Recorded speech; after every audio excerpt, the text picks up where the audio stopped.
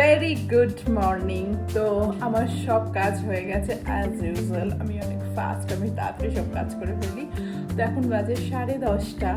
তাই ভাবলো আমার হেয়ারটা অনেক গন্দা হয়ে গেছে, অনেক অনেক বেকার হয়ে গেছে।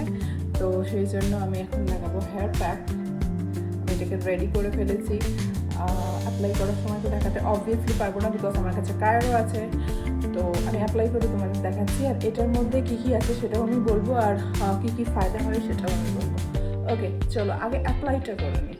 দেখো, আমি কিন্তু আমার হেয়ারে সুন্দর করে মেথি প্যাকটা লাগিয়ে নিয়েছি, পুরো একদম ভরে ভরে লাগিয়েছি।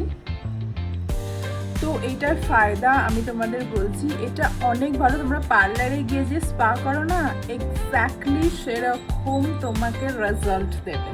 ঠিক আছে, এতে আমি দিয়েছি কার্ড, মেথিটা আমি রাত্রে ভিজিয়ে রেখেছিলাম, কার্ড দিয়েছি, একটা এগ দিয়েছি, আর একটুখানি কোকোনাট অয়েল দিয়েছি, বাস। কিন্তু তোমাকে প্রপারলি ভালো করে ওটাকে ভালো করে লাগাতে হবে, যেরকম পার্লারে কীরকম করে করে যখন স্পা করো তুমি পুরো একবারে সুন্দর করে, তো ওরকম করে তোমাকে নিজেই করতে হবে। তাহলে তুমি দেখবে একদম সেম রেজাল্ট তুমি পাবে। তোমাকে পার্লারে গিয়ে 7-8 হাজার টাকা খরচা করতে হবে না।